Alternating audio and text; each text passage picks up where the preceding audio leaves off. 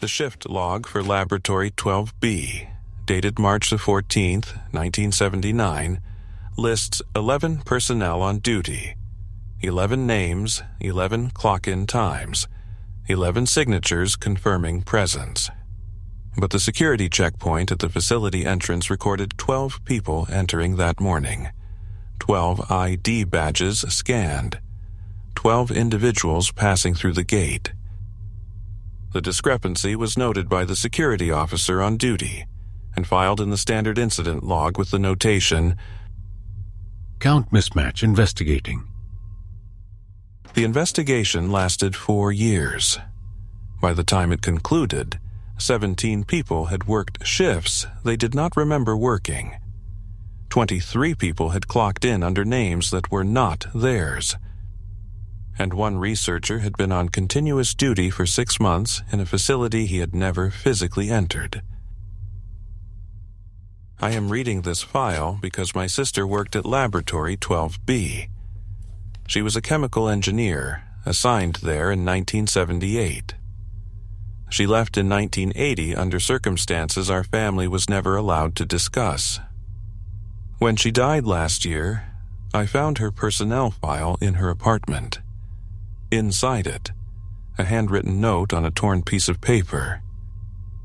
If you want to know what happened, look for the shift logs. Look for the names that appear but shouldn't. Look for your own. I have been looking for 3 months. I found the shift logs. I found the names that appear but shouldn't. And 2 weeks ago, I found my own name on a shift log dated November 17th in 1979. I was 14 years old in 1979. I have never been to Laboratory 12B. I have never been to the Chelyabinsk region where it was located. But according to the official record, I worked an 8-hour shift as a research assistant on November 17th, 1979, and I signed out at 1800 hours with my own signature. This is the archive of Laboratory 12B and the phenomenon designated Personnel Substitution Event. The investigation into why people who were not present appeared to be present, why people who were present did not appear in records, and why the facility itself seemed unable to maintain a consistent count of who was working there at any given time. In those days, there was no way to hide your identity from the state. Every document was filed, every movement was tracked, every signature was recorded. Today, you have a choice. NordVPN encrypts your internet traffic and keeps your identity hidden from anyone trying to track what you do online. If you want to protect your privacy, check the link in the pinned comment for an exclusive deal. The official record is 9 pages, dated August 1983. Laboratory 12B, Institute of Chemical Research, Chelyabinsk 40. Operational 1975 to 1983. Investigation into personnel documentation irregularities.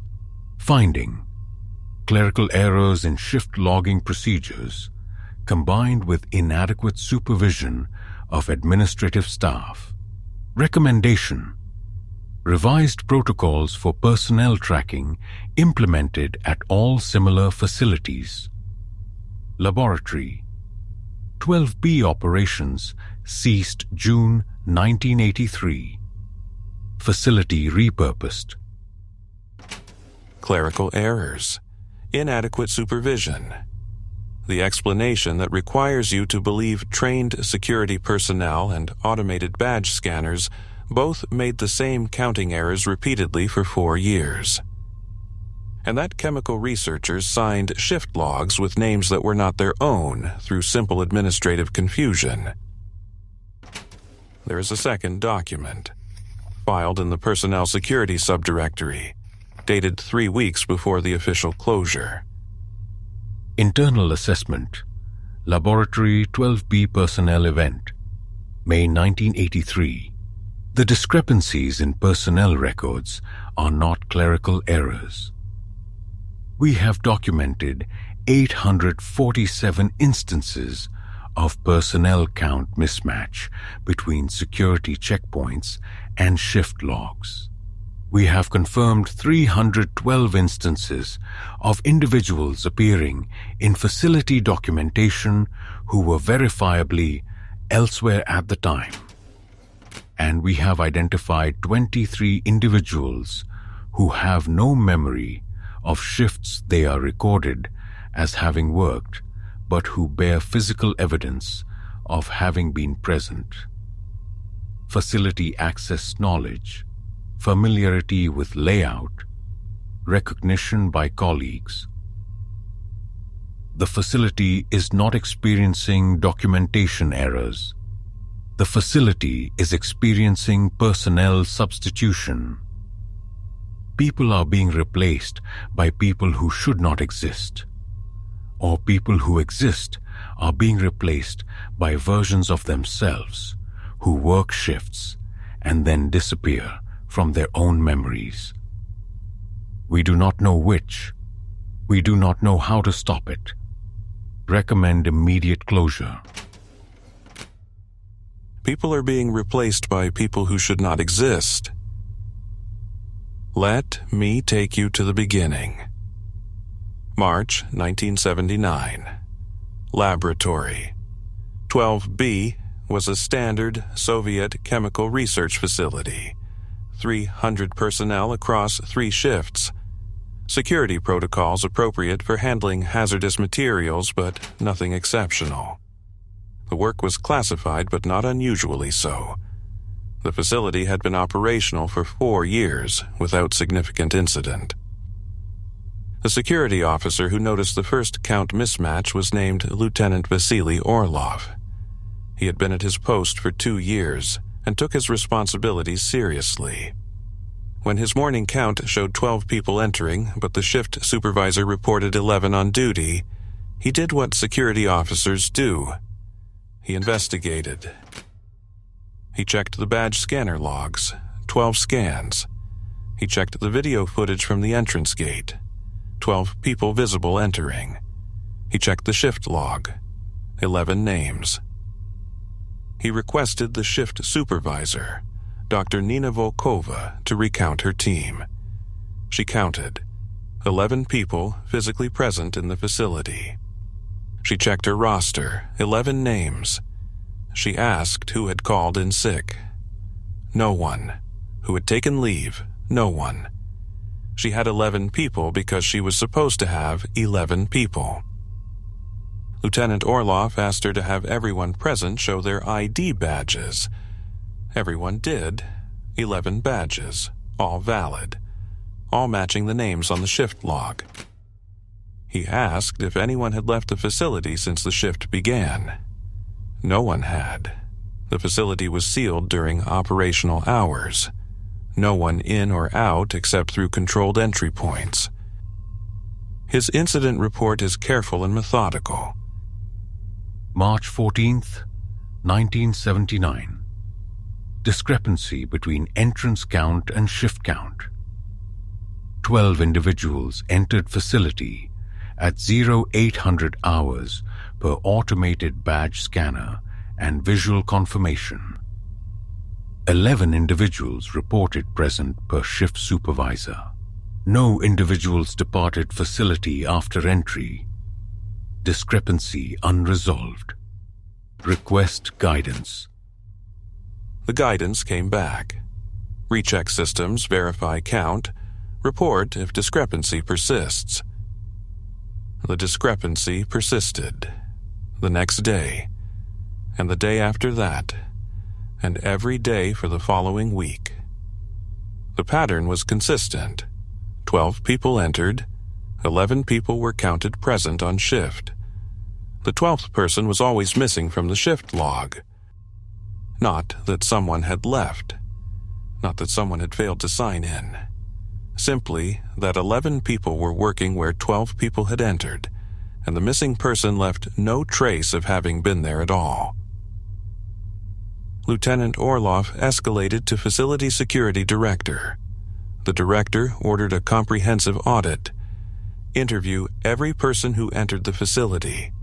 Cross-reference every ID badge against personnel files. Account for every individual physically. The audit took 3 weeks. The results were documented by Security Director Korsakov in a report that is the first indication that the facility understood it was dealing with something outside normal security protocols. The report reads, Personnel audit complete. All individuals who entered laboratory 12B during the audit period have been interviewed and verified against personnel records. Badge scans confirm physical entry. Video footage confirms physical presence at entry point. Shift logs confirm assignment to duty stations. But in 23 instances during the audit period, individuals present at facility during their shift have no memory of being present. When questioned, they report being elsewhere during those hours, at home, in the city, with family. When shown badge scan records and video footage of themselves entering the facility, they express confusion and state that they do not remember those events. Medical examination shows no evidence of amnesia or cognitive impairment. The individuals appear healthy and coherent. They simply do not remember working shifts that all documentation confirms they worked. They do not remember working shifts they worked. April 1979. The investigation team from Moscow arrived. 3 specialists, a personnel security analyst, a psychologist, and someone whose job title was not listed in any document but who asked all the questions about the facility layout, the materials being handled, and whether anyone had reported unusual experiences. The investigation focused on one individual initially, a chemist named Dr. Mikhail Petrov. He was one of the 23 who had no memory of shifts he had worked. The documented evidence was overwhelming. Badge scans showing his entry on April 3rd at 0800 hours. Video footage showing him walking through the gate. Colleagues reporting seeing him at his workstation. His signature on the shift log. His handwriting on research notes dated that day. Dr. Petrov's testimony is in the archive. It is the first extended account from someone experiencing the substitution. I have no memory of April 3rd. I remember April 2nd clearly. I remember going home after my shift, having dinner with my wife, watching television, going to bed. I remember waking up on April 4th, getting ready for work as normal. When I try to remember April 3rd, there is nothing. Not a gap exactly. More like when you try to remember a dream after you wake up and the memory slides away from you, no matter how hard you reach for it. Except, this is a full day. The investigators showed me the video footage. That is me. I recognize myself. I am wearing the same jacket I wore on April 2nd. I am walking the way I walk. But I have no internal experience of doing those things. It is like watching someone else who happens to be me. The strangest part is the research notes. They are in my handwriting. The chemical analysis I perform may form that day is correct and thorough. Whoever worked that shift knew my research project as well as I do. Whoever worked that shift was me in every measurable way. Except I was not there. Except I was not there. The psychologist on the investigation team, Dr. Elena Sorokina, conducted extensive interviews with all 23 individuals who had no memory of documented shifts. Her preliminary assessment is notable for what it does not say. The subjects demonstrate no evidence of psychological disorder, no indication of deception, no markers of false memory. Their memory loss is specific to the shifts in question and does not extend to any other period. They retain all other professional knowledge, all other personal memories, all cognitive function. About research completed on days they do, about research completed on days they do not remember. They can discuss the work fluently. The knowledge is there. The experience of acquiring it is not. This pattern is not consistent with any known form of amnesia. This pattern suggests something I do not have a framework to describe. Something I do not have a framework to describe. May 1979. The investigation expanded. The team began examining not just the individuals who did not remember shifts, but the shifts themselves. What had they done? What had they worked on? Was there a pattern to which shifts were forgotten? They found one. All 23 forgotten shifts occurred in Sector C of the facility. Sector C was the materials handling area. Chemicals were received, cataloged, stored. Routine work. Nothing exceptional. Nothing that would explain why people working there would lose their memory of doing so. But Sector C had one unusual feature. A storage vault. Designated Vault 7. The vault had been sealed since the facility opened. It was listed in the building plans. It appeared in the facility inventory. But it had never been opened. No one had keys. No one had authorization. No one knew what was inside it. The Moscow investigation team requested access. Authorization was denied. The vault was under different jurisdiction. Higher classification. Not part of the chemical research program. They requested information about what was in the vault. The response was brief. The vault is not relevant to your investigation. They disagreed. The team leader, whose name is redacted in every document, filed a formal objection.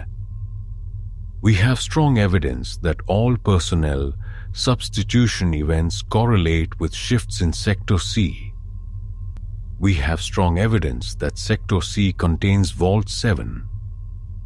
We have no evidence of what Vault 7 contains, but we have circumstantial evidence that proximity to Vault 7 correlates with memory loss in personnel.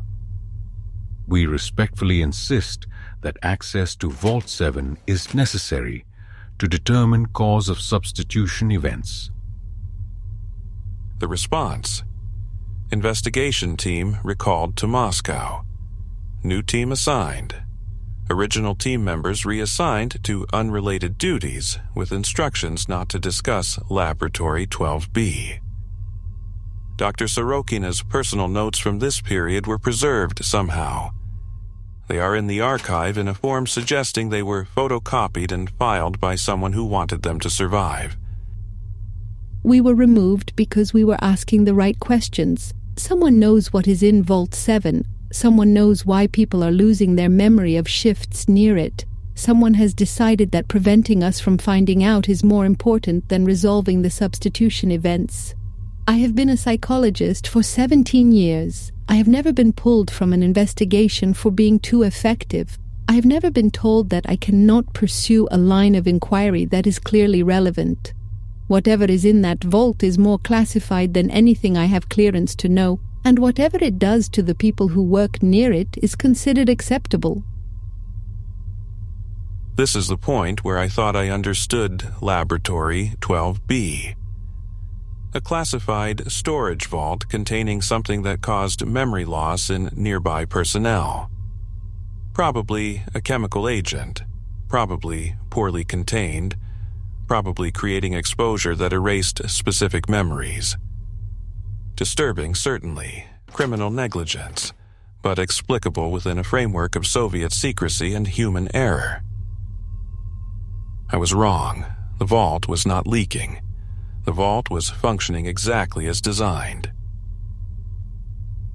June 1979. The new investigation team arrived with different priorities. They were not there to determine what was causing the substitution events. They were there to determine if the substitution events could be controlled. Their methodology is documented in operational reports that are heavily redacted, but still readable enough to understand the outline.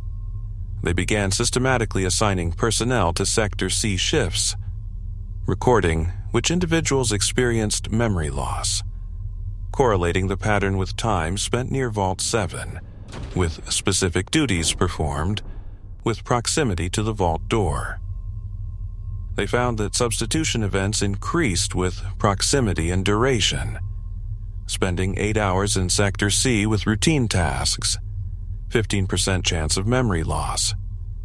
Spending 8 hours within 3 meters of Vault 7, 67% chance. Spending any time touching the vault door, 100% chance. And they found something else, something that changed the entire investigation. The people who lost their memories did not stop working. They completed their shifts. They performed their duties competently. They interacted normally with colleagues. And then, at the end of the shift, they left the facility with no memory of having been there.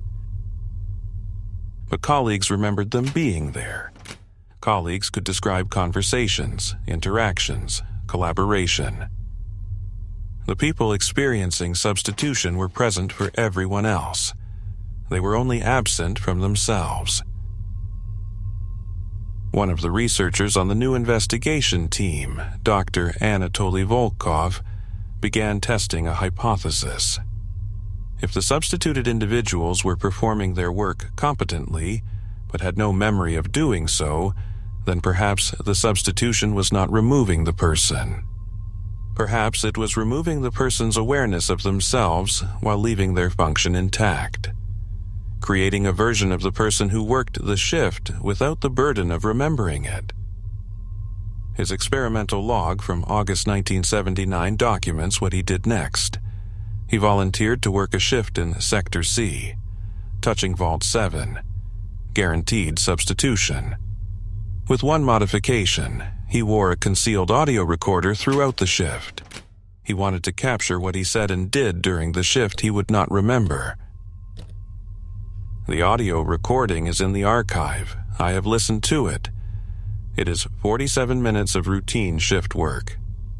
Dr. Volkov's voice describing tasks, speaking to colleagues, making notes.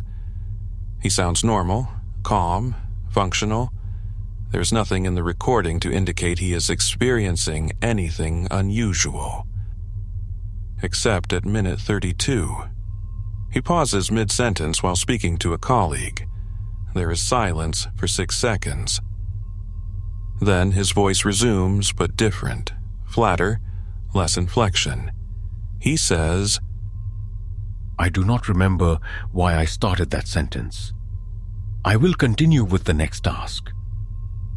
The colleague on the recording asks if he is all right. He says, I am functional.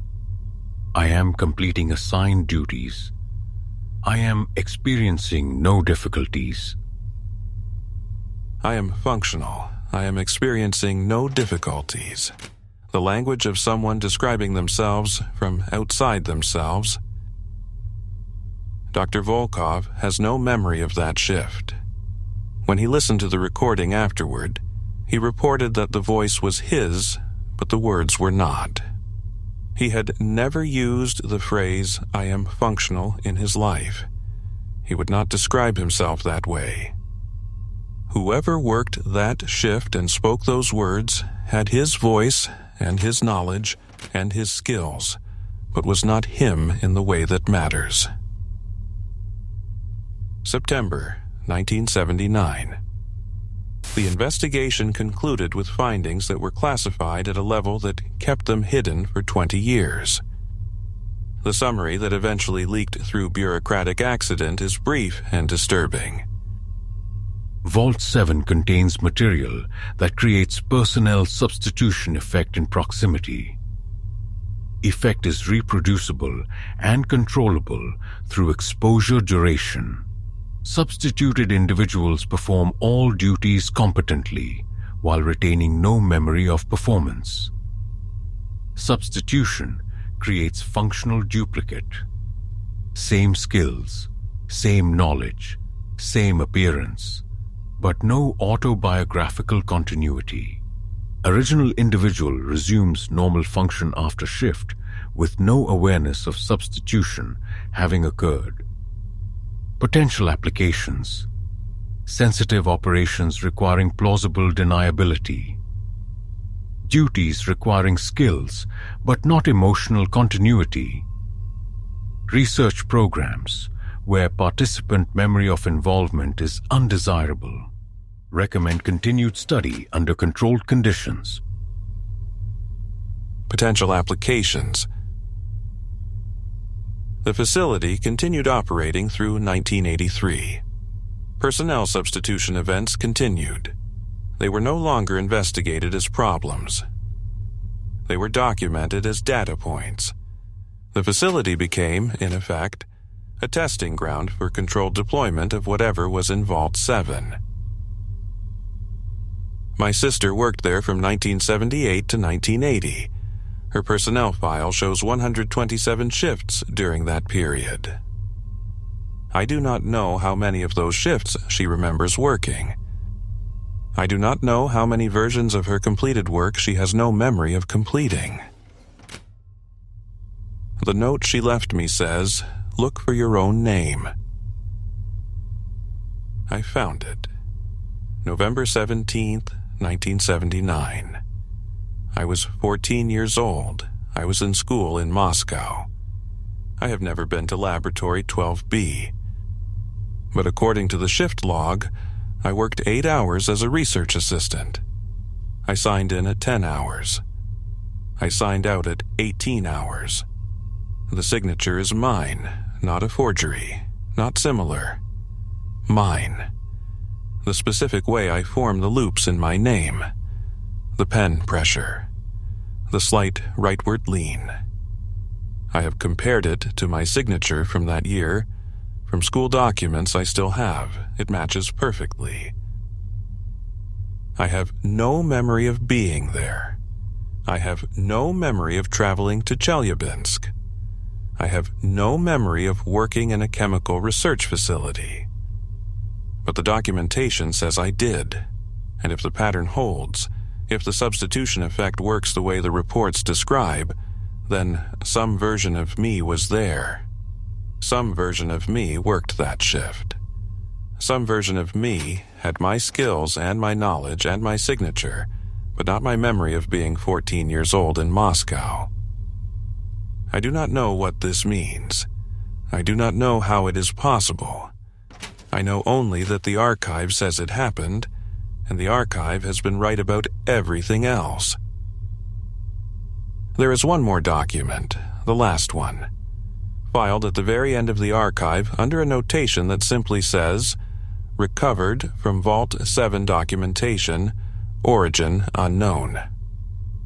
It is a handwritten note on facility stationery, undated, unsigned, written in neat, precise handwriting that matches no known personnel file. To whoever reads this, we are the ones who work the shifts you do not remember. We are the versions of you that functioned while you were absent. We have your skills. We have your knowledge. We have your signatures and your faces and your voices. What we do not have is continuity. We exist for 8 hours, and then we stop existing. We do not sleep. We do not dream. We do not remember ourselves. We remember you. We remember being you.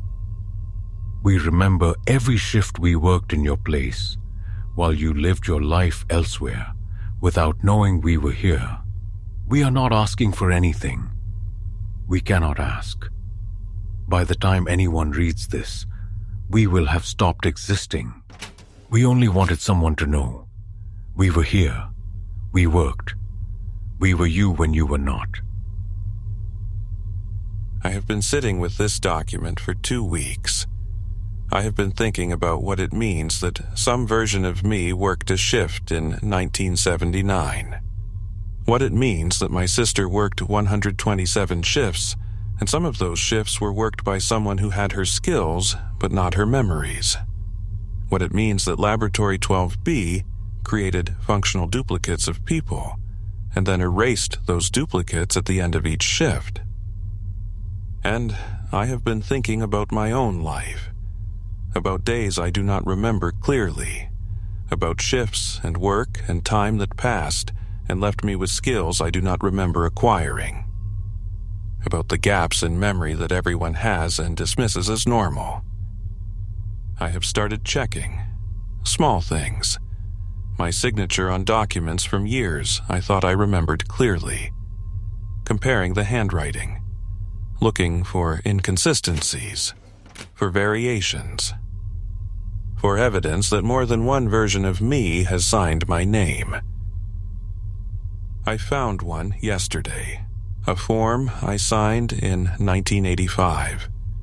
The signature is mine, but the way I formed the letter A is different, slightly.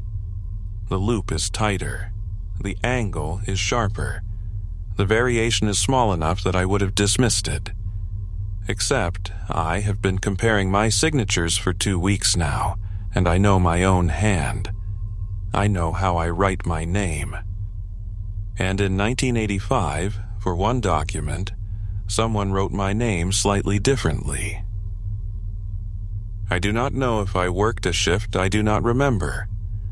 I do not know if some version of me has been functioning while I was elsewhere.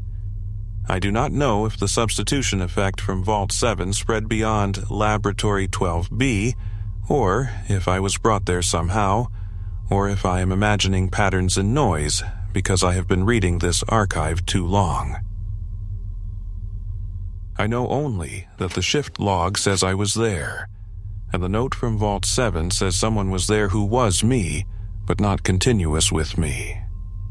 And my signature from 1985 is slightly wrong, in a way that matches the pattern. The facility was closed in 1983. Vault 7 was sealed. The contents were never disclosed. The personnel who worked there were dispersed.